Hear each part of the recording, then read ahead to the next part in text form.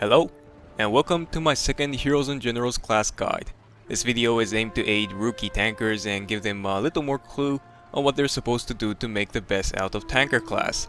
I'd also like to keep the guide as simple as I can, so there may be a few stuff which I'll miss out, so please feel free to ask me questions in the comment section below.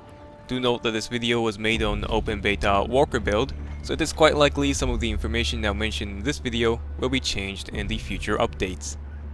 To start your career as a crewman, you first need to promote your rank 5 or higher ranked infantryman to a tanker. This can be done in the lower half progression bar in the heroes menu with either 300 golds or 50,000 credits. You could also purchase an academy trained tanker starting from 1600 golds or 120,000 credits.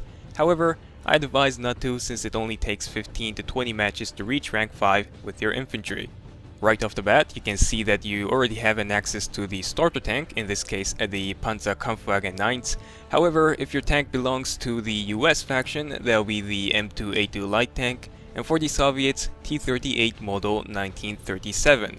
All of these tanks are equipped with very basic machine gun turrets, but you'll gain access to heavier, more advanced tanks as you progress your armor assault ribbon.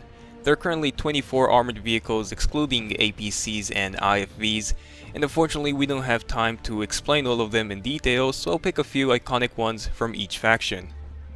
M18 Hellcat is a tier 1 tank destroyer for the US faction.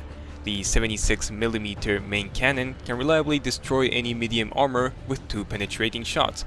However, the true uniqueness on the Hellcat is its speed, allowing you to quickly relocate or evade infantry soldiers closing in.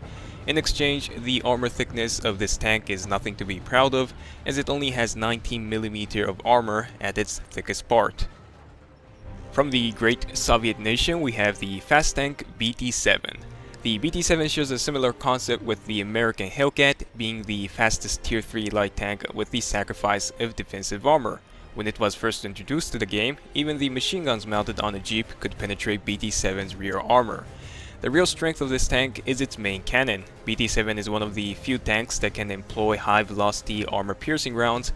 With good mobility, cannon, and a well-planned tactics, this tank can put up a good fight against heavier armor. And of course, when talking about World War II tanks, we cannot ignore the Panzerkampfwagen 6 Tiger from the German faction. The famous 8.8cm flak cannon mounted on its enormous turret can be a nightmare to the enemy team, and its thick front armor can often bounce a shell coming from enemy Pershings or the IS-2. But having big guns and thick armor also means that you're going to be traveling in a very slow speed. Support from friendly infantry is a must to protect yourself from various close-range explosives.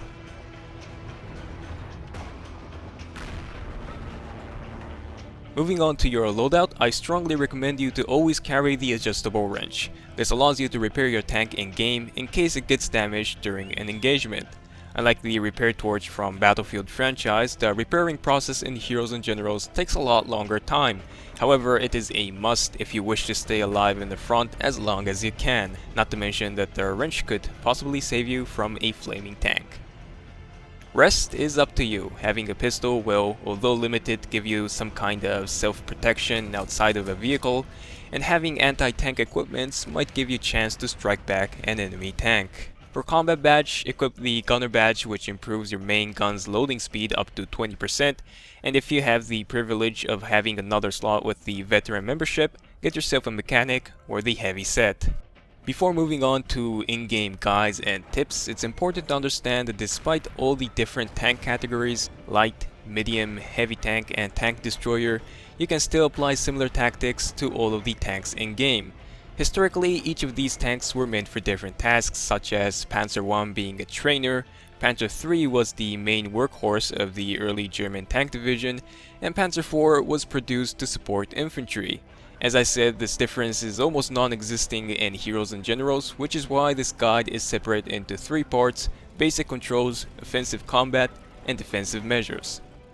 Starting from controls, WASD to move around, mouse to rotate your turret and elevate your main gun, and left click to fire. You can switch between ammunition types and coax machine gun if your tank has one, but all of these are pretty basic, so assume you already know. The important thing to learn here is the 4 stances you can take while playing as a tanker. First is obviously outside of a tank. Ideally, you always want to stay inside your tank, but time will come when you need to hop out to repair or counter anti-infantry soldiers. Next, we have the turnout stance. You are inside the tank while sticking your upper body outside from the commander's hatch. This allows you to go into third-person view of your tank, giving an overall better situational awareness. You're still exposed to small arms fire, so avoid using it too often, especially in an area with a lot of covers and obstacles. You can also hit the control key to give you a better cover, but don't over-rely on it. The third stance is the gunner viewport. This gives you a decent view outside of a tank while being protected from enemy fire. You'll be using this position to move around and to spot enemies close by.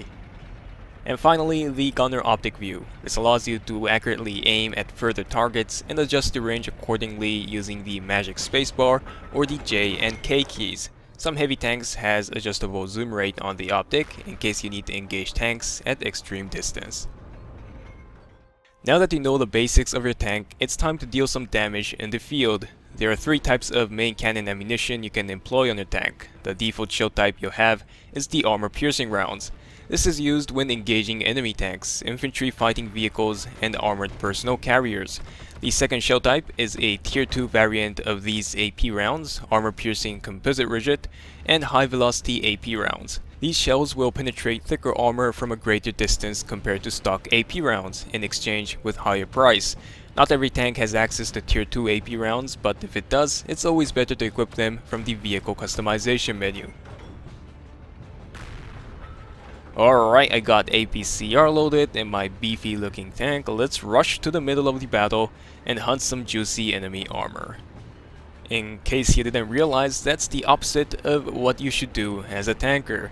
Yes, it is important to sometimes be a hero and pierce through enemy defense line, but most of the time you'll be flanking, taking the longer way around to hit the enemy where it hurts the most, side and the rear compartment of a tank. Here's the basic anatomy of a tank. This obviously differs depending on the tank you're facing in the battle, but just remember the 3 basics and you should be good to go. Typically, a tank has a thickest armor at the front.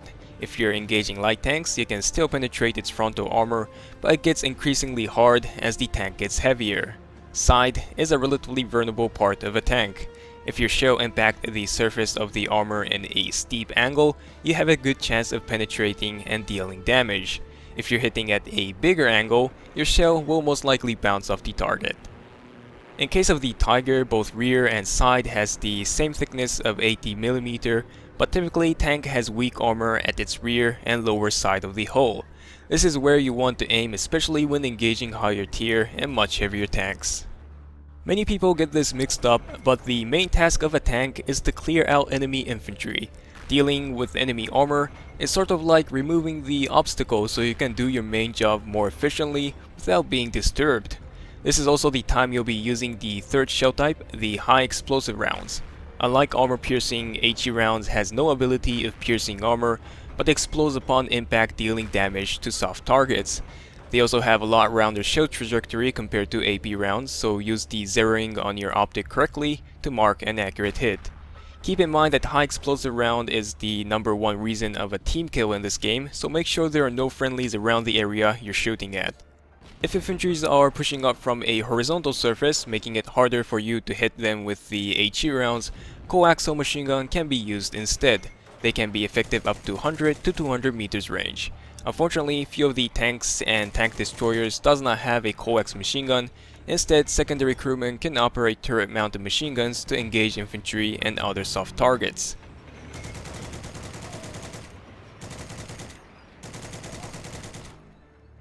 Effectively defending yourself is as important as dealing damage to the enemy team. Remember the tank armor map I showed you guys earlier? Take that to your advantage and always try to face the front of your hull towards the incoming fire. Angling your armor a tiny bit, facing either 11 or 1 o'clock will also increase the chance of bouncing enemy shell as shown in the picture on the screen. Some tanks such as Hetzer and the T-34 has angled armor by default, boosting their maximum armor effectiveness. Use objects placed around the map to give yourself some cover, woods and bushes to conceal yourself, and most importantly, avoid rushing into obvious places where you can expect enemy tanks to be looking at. The real headache comes from enemy infantry rushing towards you with their nasty AT equipments. Bazookas, stickies, RPG-43, anti-tank mines, all of these are deadly in their own ways. Ideally, you'd want your friendly infantry to cover you at all times, but you just can't expect random person in the game to do that for you, especially when there's no reward giving protecting friendly armored units. So you have to watch your back yourself. Relocating after a while, avoiding cramped areas such as City Central helps you get away from being swarmed by infantry, but time will come, no matter how careful you are, eventually you will hear this sound. This means that you either have H3 magnetic mine or the US sticky grenade stuck on your tank. If you are in a fast tank like the M18 Hellcat, you have a good chance of running away, but usually in other tanks, it means goodbye. Might as well get out the tank and use the pistol to avenge the striker. Just make sure you heard that cling sound twice or more so you know that your tank is going down for sure in case you get taken out and the enemy decides to steal your tank. That's about it, but let me give you guys a few more tips to finish it off. As I mentioned in the basic control section, poking your head out from your tank is a risky move. Assume that you're always being watched 24/7, but this doesn't mean you shouldn't use it at all. Time to time, it's important to turn out to get a better situational awareness to spot incoming infantries and flanking tanks. The enemy sniper might get lucky and take you out from a long distance, but usually in that case, you can just spawn right back into your tank. When it comes to gunnery, it's quite simple. Just like any other firearm in game, there is a shell drop, so you will need to manually aim high or correct the zeroing on your optic. From my experience, it's better not to use the spacebar to auto range when using armor-piercing shells. They travel in a rather flat trajectory, and as you get used to your tank, you should be able to aim higher or lower depending on your target distance.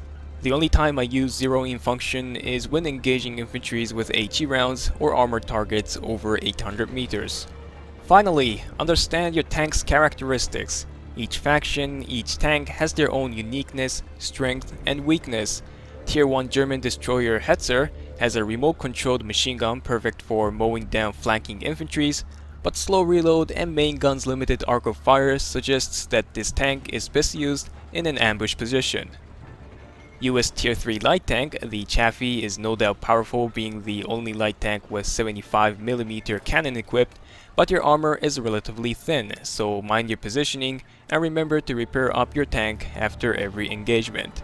You can get good information about your tank in the official Heroes and Generals wiki page, or you could also ask me in the comment section below.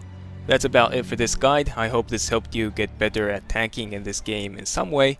There's also a recon guide available from the annotation if you're interested, but for now, thank you for watching the video as always, and I'll see you guys in the next one.